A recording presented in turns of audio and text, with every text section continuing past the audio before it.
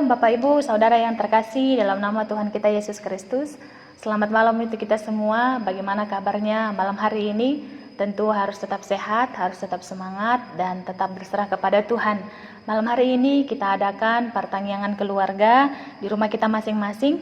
Mari persiapkan hati, persiapkan keluarga kita juga Bapak Ibu untuk mendengarkan firman Tuhan yang menjadi khotbah di pertanyaan kita malam ini, yang diambil dari Injil Yohanes pasal yang pertama, dimulai ayat 29 sampai dengan 34.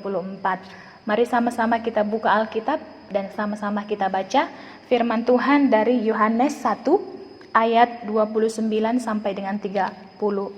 Demikian firman Tuhan. Yohanes menunjuk kepada Yesus. Pada keesokan harinya Yohanes melihat Yesus datang kepadanya dan ia berkata, "Lihatlah anak domba Allah yang menghapus dosa dunia. Dialah yang kumaksud ketika kukatakan, kemudian daripadaku akan datang seorang yang telah mendahului aku, sebab dia telah ada sebelum aku. Dan aku sendiri pun mula-mula tidak mengenal dia, tetapi untuk itulah aku datang dan membaptis dengan air supaya ia dinyatakan kepada Israel." Dan Yohanes memberi kesaksian, katanya, "Aku telah melihat Roh turun dari langit seperti merpati, dan ia tinggal di atasnya. Dan aku pun tidak mengenalnya, tetapi dia yang mengutus aku untuk membaptis dengan air telah berfirman kepadaku, jikalau engkau melihat Roh itu turun ke atas seseorang dan tinggal di atasnya, dialah itu yang akan membaptis dengan Roh Kudus. Dan aku telah melihatnya dan memberi kesaksian, ia inilah anak Allah." Shalom Bapak Ibu Saudara yang terkasih. Tema di pertanyaan kita malam hari ini adalah bersaksi tentang Kristus. Bersaksi adalah salah satu prinsip dari Tritugas panggilan gereja. Antara lain adalah bersekutu, melayani, dan bersaksi.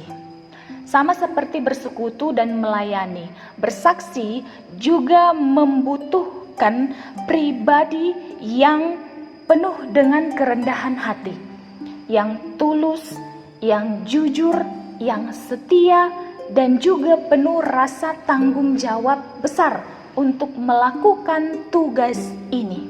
Sehingga orang yang bersaksi tidak lepas dari pimpinan dan bimbingan Roh Kudus yang akan menuntun dan mengajarinya mengenal siapa yang dipersaksikannya.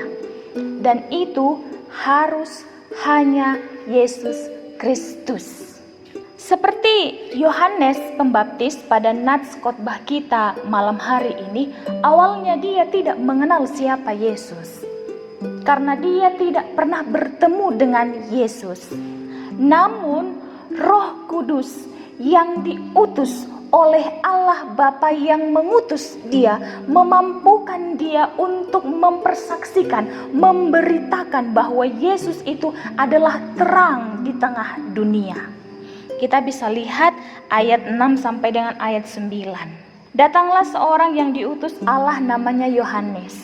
Ia datang sebagai saksi untuk memberi kesaksian tentang terang itu, supaya oleh dia semua orang menjadi percaya. Ia bukan terang itu, tetapi ia harus memberi kesaksian tentang terang itu, terang yang sesungguhnya yang menerangi setiap orang sedang datang ke dalam dunia. Hal ini menunjukkan bahwa sejak awal kedatangan Yohanes, dia sudah mempersaksikan Yesus, walaupun dia belum pernah melihat Yesus. Namun Roh Tuhan Allah yang mengutus dia, mengajari dia dan memberitahukan kepadanya tanda untuk mengenal Yesus, sehingga Yohanes tidak salah memberi kesaksian. Yohanes tidak memberi kesaksian tentang dunia ini. Yohanes tidak memberi kesaksian tentang penguasa-penguasa yang ada di dunia ini. Bahkan Yohanes juga tidak memberi kesaksian tentang dirinya, melainkan tentang Yesus Kristus. Dan ketika mereka berjumpa, saat Yesus datang kepadanya, Yohanes mampu mengenal Yesus. Dan Yohanes telah mengenal Yesus pada waktu pertama sekali mereka bertemu. Kita bisa lihat dalam ayat 29 sampai dengan 31. Pada keesokan harinya Yohanes melihat Yesus datang kepadanya dan ia berkata, "Lihatlah anak domba Allah yang menghapus dosa dunia. Dialah yang kumaksudkan ketika kukatakan, kemudian daripadaku akan datang seorang yang telah mendahului aku, sebab dia telah ada sebelum aku. Dan aku sendiri pun mula-mula tidak mengenal dia, tetapi untuk itulah aku datang dan membaptis dengan air supaya ia dinyatakan kepada Israel." Dan pada waktu itu Yohanes memberikan dua julukan kepada Yesus. Yang pertama adalah anak domba Allah yang menghapus dosa dunia, dan yang kedua adalah anak Allah. Tentunya Bapak Ibu Saudaraku, hal itu memiliki makna yang mendalam, terkhususnya pada pemahaman orang Yahudi waktu itu. Domba sering dipersembahkan sebagai korban penghapusan dosa, dan Yohanes menyebutkan Yesus sebagai domba. Namun dia bukan domba seperti yang dipelihara oleh orang di dunia ini, dan dia bukan domba milik dunia ini. Dia lebih istimewa Bapak Ibu. Yesus lebih besar karena Yesus adalah domba yang berasal dari Allah dan dia adalah milik Allah. Dia tidak berasal dari dunia ini dan dia bukan milik dunia ini, tetapi Yesus domba Allah berasal dari Allah dan dia adalah milik Allah. Saudara-saudaraku yang terkasih, maka kaitan penghapusan dosa oleh anak domba Allah ini menunjuk pada tindakan Allah atau inisiatif Allah sendiri untuk membebaskan dunia ini, untuk menyelamatkan dunia ini. Hal ini nyata pada waktu Yohanes berkata bahwa Yesus adalah anak Allah. Namun juga Yohanes tidak melupakan peran Roh Kudus dalam kesaksiannya tentang Yesus Kristus, sebab Roh Kudus menjadi tanda yang diberikan Allah kepadanya untuk menyatakan anaknya. Roh Kudus adalah tanda yang diperlihatkan Allah untuk memperlihatkan keberadaan anaknya. Kita bisa lihat dalam ayat 32 sampai ayat 34. Dan Yohanes memberi kesaksian katanya, "Aku telah melihat roh turun dari langit seperti merpati, dan ia tinggal di atasnya. Dan aku pun tidak mengenalnya, tetapi dia yang mengutus aku untuk membaptis dengan air telah berfirman kepadaku, jikalau engkau melihat roh itu turun ke atas seseorang dan tinggal di atasnya, dialah itu yang akan membaptis dengan Roh Kudus. Dan aku telah melihatnya dan memberi kesaksian, ia inilah anak Allah." Bapak Ibu Saudaraku, sungguh perbuatan Allah berada di luar nalar kita manusia. Menarik sekali ketika Yesus datang untuk menebus dosa dunia. Artinya Yesus datang bukan secara eksklusif, tetapi secara universal kepada semua orang yang percaya. Dan seharusnya ini menjadi teguran yang memalukan bagi kita. Ini menjadi teguran yang menyedihkan bagi kita. Karena sering sekali Bapak Ibu kita mengunci seolah-olah Yesus itu hanya milik kita. Seolah-olah Yesus itu hanya milik orang Kristen. Seolah-olah Yesus itu hanya milik yang bergereja saja. Dan kita lupa bahwa Yesus itu datang sebagai juru selamat dunia. Kalau dunia Bapak Ibu Saudaraku berarti siapa saja, jika dia percaya akan diselamatkan oleh Yesus. Kita sering sekali berucap bahwa kita adalah milik Yesus. Kita sering sekali berkata bahwa kita adalah pengikut Kristus. Kita adalah orang-orang yang telah ditebus oleh Yesus. Tetapi Bapak Ibu Saudaraku, tingkah laku kita dan gaya hidup kita sama sekali tidak meneladani Yesus Kristus. Sungguh memalukan kan Bapak Ibu Saudaraku? Kita berkoar-koar menyatakan bahwa kita ini adalah milik Kristus. Kita ini sudah ditebus Kristus. Kita ini pengikut Kristus. Kita ikut memikul salib Kristus. Tetapi perlakuan kita, gaya hidup kita, tingkah laku ucapan kita sama sekali tidak meneladani Yesus Kristus. Yang seharusnya Bapak Ibu, kita sebagai orang percaya, gereja yang hidup, harusnya kita mampu meyakinkan dunia ini dan menunjukkan pada dunia ini bahwa Yesus sesungguhnya adalah juru selamat dunia, agar dunia memperoleh keselamatan daripadanya. Bukan malah sebaliknya Bapak Ibu. Kita harus menunjukkan kepada dunia Yesus itu juru selamat dunia, bukan malah mencoreng Yesus dengan kelakuan kita, bukan malah mempermalukan Yesus dengan tingkah kita, bukan malah mempermalukan Yesus dengan perpecahan-perpecahan yang ada di sekitar kita. Bukan Bapak Ibu Saudaraku, salah itu, malu kita. Dan dengan meneladani Yesus Kristus serta mempersaksikannya di dalam kehidupan kita dan juga di dalam keluarga kita, maka kita benar-benar menunjukkan cermin dan otoritas kehidupan kita sebagai orang percaya yang benar-benar telah diselamatkan oleh Allah. Untuk itu saudara-saudaraku, ada beberapa nasihat yang harus kita ambil dari firman Tuhan pada malam hari ini. Yaitu yang pertama, kita harus bercermin dari hubungan Allah dengan Yesus Kristus yang begitu dekat, yang begitu intim. Hendaklah kiranya Bapak Ibu Saudaraku, hubungan kita dengan Allah, dengan Yesus Kristus begitu dekat, begitu intim. Hendaklah kita mendekatkan diri kepada Allah. Keluarga kita pun mendekatkan diri kepada Allah.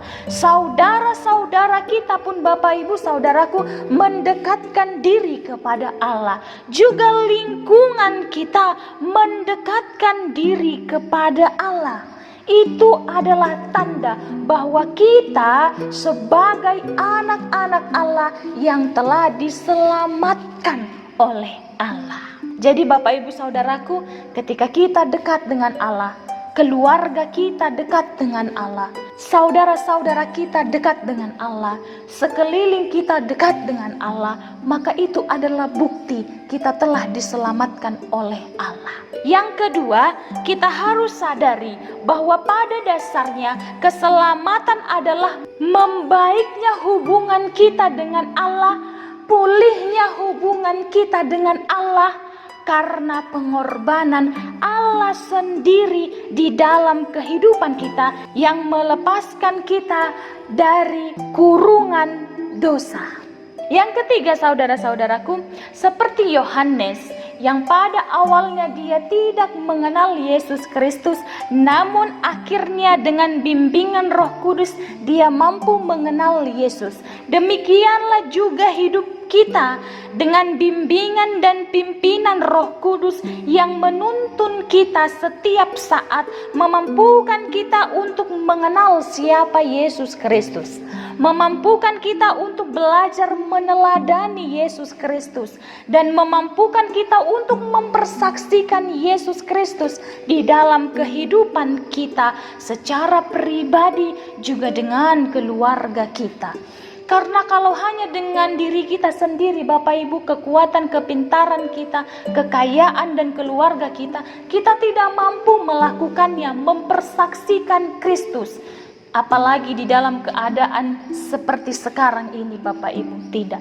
Tetapi dengan Roh Kudus yang membimbing dan menuntun kita belajar untuk mengenal siapa Yesus, belajar untuk meneladani pelayanan Yesus, dan untuk mempersaksikan perbuatan Yesus dalam kehidupan kita.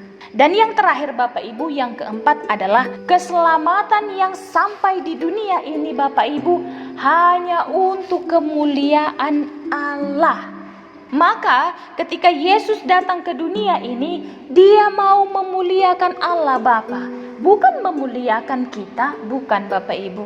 Kehadiran Yesus di dunia ini hanya untuk memuliakan Allah, bukan memuliakan manusia. Sehingga memang kita harus sadar ketika kita memperoleh keselamatan dan ketika kita mengimaninya Bapak Ibu, itu hanyalah untuk memuliakan Allah dalam kehidupan kita. Yesus datang ke dunia memberi keselamatan untuk memuliakan Allah. Dan ketika kita memperoleh keselamatan dan mengamininya, kita juga memuliakan Allah.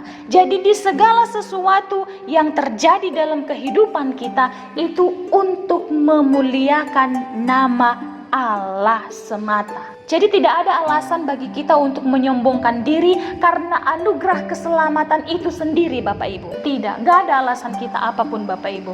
Karena seluruhnya itu hanya untuk kemuliaan Allah. Sebab jika kita pun tidak percaya dan kita tidak menerima Kristus di dalam Roh Kudus, kita juga tidak akan selamat. Kalau kita menyombongkan diri karena anugerah keselamatan yang kita terima, namun kita tidak percaya dan tidak menerima Roh Kudus dalam kehidupan kita, kita juga tidak selamat Bapak Ibu. Tidak. Jadi tidak ada artinya kita katakan, aku telah diselamatkan, tapi kita tidak percaya. Tidak ada artinya kita kumandangkan keselamatan dari Allah itu telah kuterima, tapi kita tidak menerima Roh Kudus, kita tidak diselamatkan Bapak Ibu.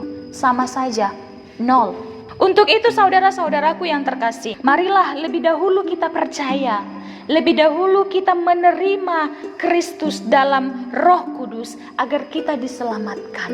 Jangan lebih dulu kita menyombongkan diri, jangan lebih dulu kita membanggakan diri karena kita diselamatkan, tidak.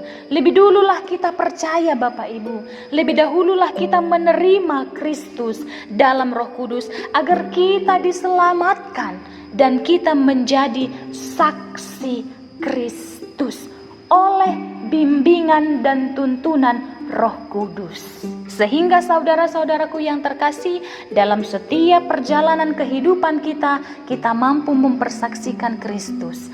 Bahkan dalam situasi sekarang ini yang kita hadapi pada saat ini, kita tetap mampu mempersaksikan keselamatan dari Yesus Kristus oleh Roh Kudus yang akan dinyatakan bagi siapa saja yang percaya. Kita tetap mempersaksikan kekuatan dan keselamatan di dalam Yesus Kristus sebagai anak Allah melalui tuntunan dan bimbingan Roh Kudus yang akan dinyatakan bagi siapa saja yang percaya.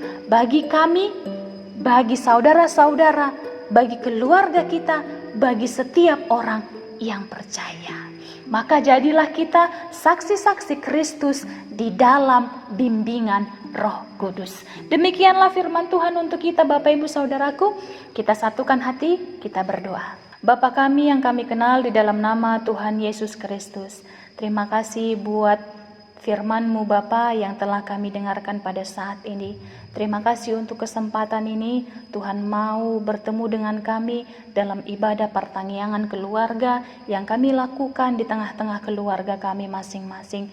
Kiranya melalui pendengaran firman Tuhan yang pada saat ini telah kami peroleh, Tuhan menambahkan berkat sukacita, menambahkan hikmat kebijaksanaan, dan menambahkan anugerah-anugerah kehidupan bagi kami pribadi lepas pribadi dan keluarga lepas keluarga.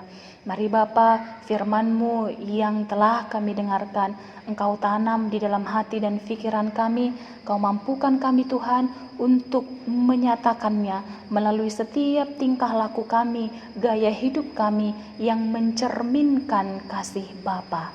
Bapa yang baik, pada saat ini Tuhan, kami mau berdoa untuk gerejamu HKI Resort Khusus Pangkal Pinang, untuk seluruh anggota jemaatmu Tuhan, dimanapun mereka berada, terkhusus yang melaksanakan ibadah pertanggiangan pada malam hari ini. Mari Bapa yang memimpin, Bapa yang menjaga, yang menambahkan berkat sukacita dan segala karunia, kehidupan, kedamaian di tengah-tengah keluarga itu. Senantiasa mereka boleh tetap bersyukur, berteguh hati, dan tetap berserah diri kepada Tuhan. Tuhan juga memberkati anak-anak gerejamu ini dimanapun mereka berada, apapun yang mereka kerjakan Tuhan, dalam persekolahan, perkuliahan, dalam pekerjaan, senantiasa Tuhan membimbing dan menjagai mereka. Mari Bapa, Engkau menuntun anak-anakmu yang pada saat ini belum mendapatkan pekerjaan, Tuhan yang memberikan kepada mereka sesuai dengan kasih karunia Tuhan, dengan kebaikan Tuhan, agar senantiasa mereka tetap berpengharapan dan tetap berterima kasih, bersyukur dalam kehidupan mereka atas pemberian Tuhan. Mari Bapa, Engkau memberkati jemaatmu yang tidak melakukan ibadah pertanggiangan pada malam hari ini. Tuhan, kiranya mengetahui setiap alasan, tantangan, rintangan yang mereka hadapi, sehingga itu menjadi benteng bagi mereka untuk melakukan ibadah pertanggiangan. Mari Bapa yang ketuk pintu hati pikiran mereka untuk di hari-hari yang akan datang, ibadah-ibadah yang akan datang, mereka mau membuka hati, bersekutu bersama dengan keluarga, bertemu dengan Tuhan dan mendengarkan firman Tuhan. Bapa yang baik, mari Engkau memberkati setiap jemaatmu yang mendengarkan firman-Mu pada saat ini Tuhan, dimanapun mereka berada, kiranya melalui pendengaran firman Tuhan pada saat ini, mereka boleh diperbaharui, saudara-saudara kami itu boleh disembuhkan, boleh dikuatkan, dan boleh dihiburkan oleh firman Tuhan. Senantiasa saudara-saudara kami yang mendengar, yang sedang mengalami pergumulan, boleh menjumpai jalan dari Tuhan, yang sedang sakit boleh mendapat kesembuhan, yang sedang gundah gulana boleh mendapat pencerahan dari Tuhan, yang sedang sedih boleh dihiburkan oleh Tuhan, yang sedang mengalami berbagai macam pergumulan dan penderitaan boleh mendapat kelegaan daripada Tuhan. Bapa yang baik, kami mau berdoa untuk dunia ini Tuhan, untuk seluruh saudara-saudara kami yang sedang sakit, yang terinfeksi oleh virus corona.